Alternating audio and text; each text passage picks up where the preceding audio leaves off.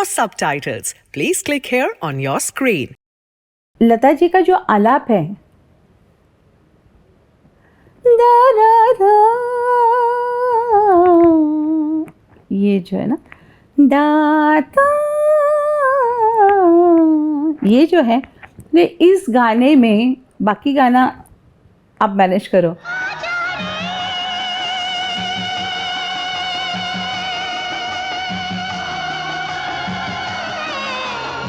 LP हैं या कल्याणजी भाई हैं, आर.डी. बर्मन जी हैं, नदीम श्रवण हैं वगैरह, तो उससे डेफिनेटली इनकी वे ऑफ कंपोजिंग बहुत अलग रहा.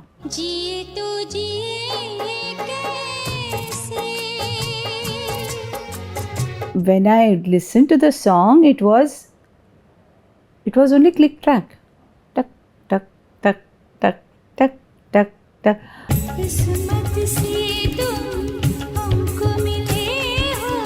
I was so nervous. Tracking milestones of an incredible journey spanning more than 3 decades. Rahman Music Sheets. Hi friends, discover the top take as we uncover the wow factor in this episode. Do watch it till the end to grab this musical moment of the day.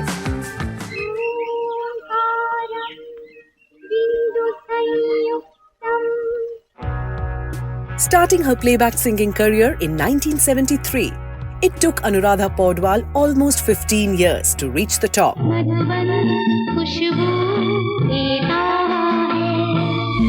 But when she did, she defined emotions of an entire generation.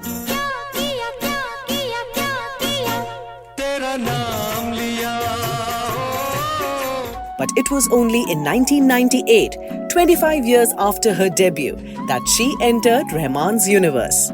Episode 201 of Rahman Music Sheets encapsulated this journey of Anuradha Paudwal. Find its link in the description.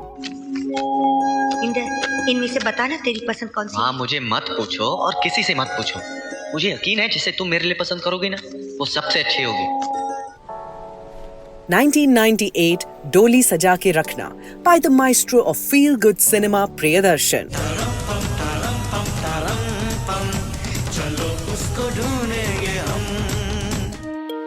A passionate remake of the Malayalam hit Anita Prao. क्या आशीर्वाद दूं मैं इसे? कैसे आशीर्वाद दूं मैं इसे?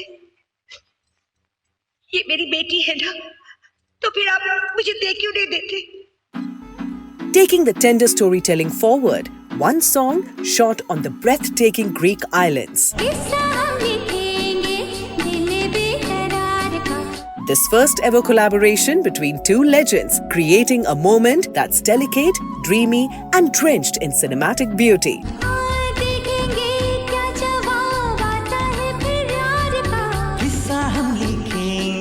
मैम, जब आप पहली बार मिस्टर रहमान के स्टूडियो में पहुंची, तो क्या वो पहली मीटिंग आपको याद है? इट वॉज इस किस्सा हम लिखेंगे, उसके लिए हम लोग we had gone to Chennai and उनकी स्टाइल ऑफ वर्किंग है कि रात को ही इज़ कंफर्टेबल. तो वो गाना किस्सा हम लिखेंगे मैंने गाया था. So it was very nice, it was very fascinating also कि रहमान जी के लिए I am performing for him. So that was a very nice experience, but it was like another like a recording जैसे आम गाने. मुझे strangely उतने ज़्यादा memories उस गाने की नहीं है, because it was a complete song with the music and all.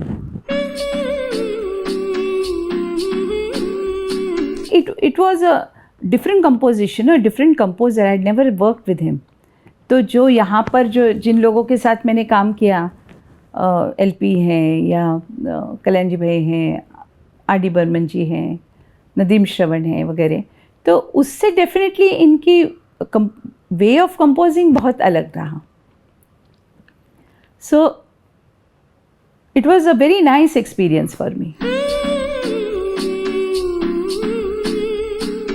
Ma'am, बहुत से सिंगर्स को ये शिकायत रहती है कि मिस्टर रहमान इंतज़ार बहुत करवाते हैं. पहले मैं आपको दिखाता हूँ उन्होंने क्या कहा. रहमान की एक ही प्रॉब्लम है, बस वो वेट बहुत कराते हैं.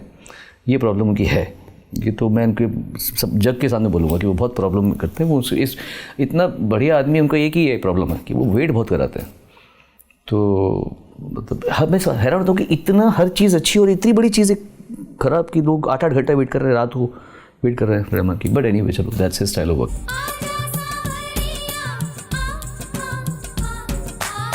I think I went around, I was called around 9 or something in the evening, and till 11, till 12, there was no sign of either A.R. Rahman or anybody. और दो झूले रखे थे, एक झूले में मैं झूल रही थी, एक झूले में सुभाष जी झूल रहे थे। ऐसे सुभाष जी सारी रात झूले में झूलना पड़ेगा और मच्छर काट रहे थे, वैसे कहने मच्छर बड़े हैं, ऐसे कि लगता है सारी रात यहीं बैठ के झूलना पड़ेगा और मच्छरों की का ये जो सितम हो रहा है हमारे ऊपर, ये सहना पड़ेगा। सो ही सेड कि इट्स ओके, आई थिंक। फिर दिन 1 बजा, रात का 2 बजा, एंड देन आई सेड कि अब तो मेरी आवाज़ भी काम नहीं करेगी Subhash ji, what is this, I can't even sing now. He said कि it's okay, just hang in there. I think around 2:30, a little after 2, he came, absolutely fresh, as though he'd just woken up, and we were both of us like this. He came and he said, okay, come, we'll do it. Then of course I had to wait for Rahman, because I am the person who sings in the morning, and Rahman is this genius that comes to life in the night. And I remember one of the episodes where Alka Yagnik, I think, also said, हम लोग बैठे थे सुभाष जी के साथ, मैं बोल रही अभी कभी आ रहे हैं रहमान साहब, तो हम लोग मच्छर के साथ बात कर रहे थे. I don't know what she was saying, but I kind of resonated with that. But then, when Rahman is there in the studio and you're like, all asleep, and I'm like, okay, Rahman aa gaya. I said, theek hai.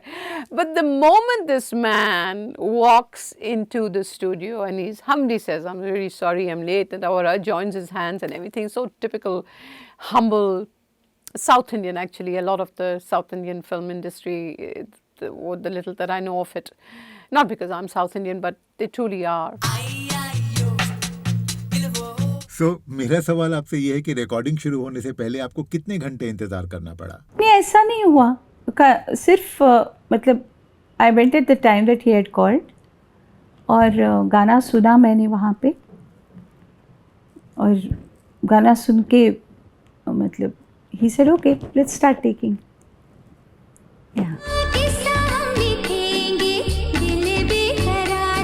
Particularly उसके बाद जब he called me for the song of Pukar, and my son was with me, Aditya, and उन्होंने मुझे बोला कि इस गाने को मुझे वो कलर देना है जो राज कपूर की फिल्म आ अब लौट चले जो थी, मतलब वो जो गाना था, तो उसमें जो लता जी का जो आलाप है, दा दा दा, ये जो है ना, दाता, ये जो है, इस गाने में, बाकी गाना आप मैनेज करो, लेकिन वो जो जगह है वो मुझे वो फील चाहिए. दैट इज़, मतलब मेरे जो एक होते हैं ना, किसी गाने की एक आत्मा होती है, तो वो उसके ऊपर आप कॉन्सेंट्रेट करें.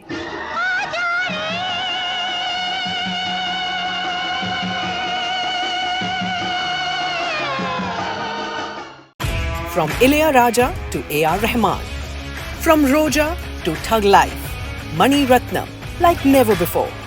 Full interview, uncut, uncensored. Rahman Music Sheets, only on O2 India. Streaming now on YouTube. Find its link in the description. The frozen silence of Alaska. That's where Anuradha Paudwal's second song with A.R. Rahman comes to life.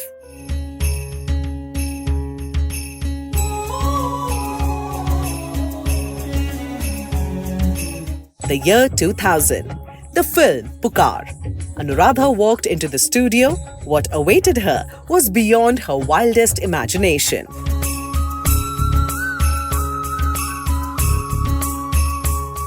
when I listened to the song, it was only click track. Tuck, tuck, tuck, tuck, tuck, tuck, tuck. I said, and what about the मतलब गाने का music track? बोले नहीं, आप गा लीजिए अपने हिसाब से, गाने के ऊपर म्यूज़िक में बाद में डाल दूँगा. I was so nervous because थोड़ा सा ट्रैक में वगैरह बाकी म्यूजिशियंस का या बाकी इंस्ट्रूमेंट्स का एक सहारा मिल जाता है ना एक, तो वो कुछ भी नहीं था, नथिंग. खाली मैंने कहा मुझे सुर, तो उन्होंने थोड़ा सा सुर दिया था और एक क्लिक ट्रैक के ऊपर पूरा गाना. उस वक्त सोनू निगम ने नहीं गाया था. So I remember Rahman ji telling me कि मेरी बहुत तमन्ना है कि ये गाना जगजीत जी गाएं, जगजीत सिंह जी. तो एनीवे तो मेरा वाला पोर्शन उन्होंने किया. एंड आई रिमेंबर रात को 11-12 बजे, बाकी सब जगह सन्नाटा, and we were recording this. And ये हुआ and I said I don't know how it is going to turn out. कैसे, मेरी तो हिम्मत भी नहीं पड़ी कि खुद का मतलब गाया हुआ गाना मैं वैसे सुनूं, पता नहीं ठीक है नहीं है. I said you don't worry, ठीक कर लेंगे.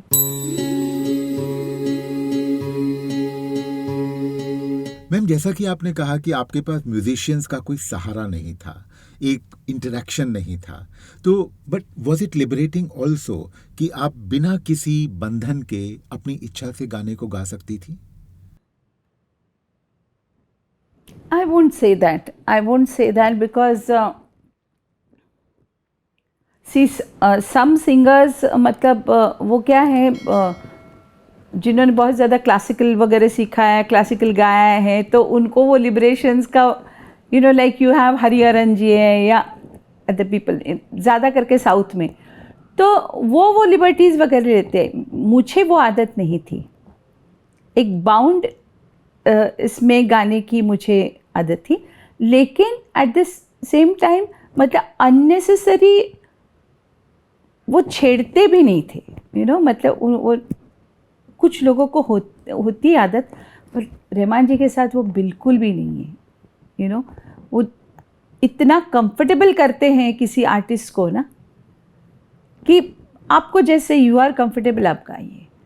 कोई अगर एक आधी मतलब कोई मन में होते कि नहीं इस जगह को अगर ऐसा लो तो अच्छा है, बिकॉज वो एक प्री कंसीव्ड आइडिया होती है कि नहीं ये ऐसी आनी चाहिए, वहीं पे वो बोलेंगे, नॉट पूरे गाने में. नेवर. किस्मत से तुम हमको मिले हो. Ma'am, in 1999 or 2000, when a singer of your stature went to record, the song was almost ready. In fact, किसी ने स्क्रैच भी रिकॉर्ड किया होता था ताकि आप जाएं और अपना रिकॉर्ड करें, लेकिन यहाँ पर आपको बेयर ट्रैक पर रिकॉर्ड किया जा रहा था. तो हाउ वाज इट? नहीं, I will tell you one thing कि it's not about my stature. Okay, उस वक्त काम करने की वो पद्धति वैसी थी.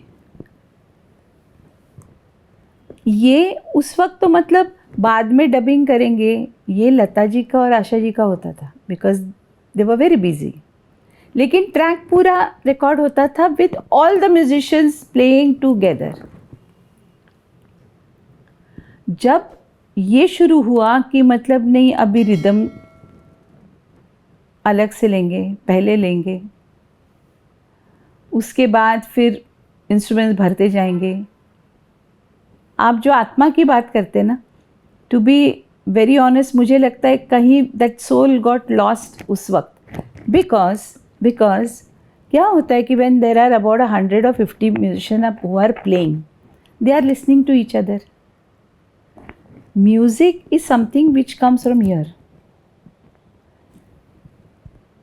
एक ही लाइन अगर 5 अलग अलग लोगों को अगर बोलें कहने के लिए, हर एक की वो बोलते वक्त how they are expressing themselves, ये उनकी एक्सप्रेशन अलग अलग होती है, हर एक की एक जैसे नहीं होती है.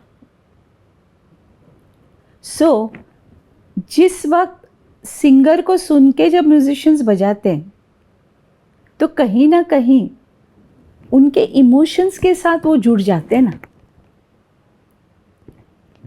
सो इट इज़ नॉट कि मतलब मैं जो बजा रहा हूँ या मैं जो गा रहा हूँ तो मैं अकेला हूँ और मतलब कोई साथ में नहीं है.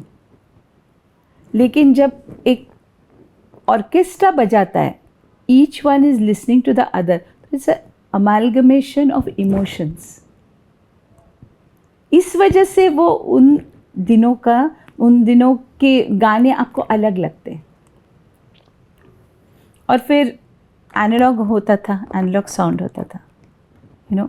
वो स्टीरियोफोनिक वाले ठीक है, लेकिन वो जो एनालॉग है एनालॉग है. But with A.R. Rahman ji, I will say, in spite of मतलब उनकी टेक्नोलॉजी इतनी सुपीरियर होने के बावजूद भी he manages to see that the soul is not lost, which is very rare. किस्मत से तुम हमको मिले हो. Only 2 songs with A.R. Rahman, but enough to spark a question. Why?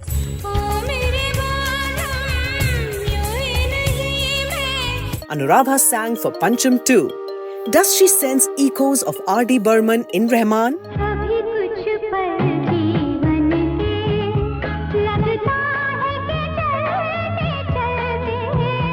With more memories and music, Anuradha Paudwal returns in our next episode. Stay with us.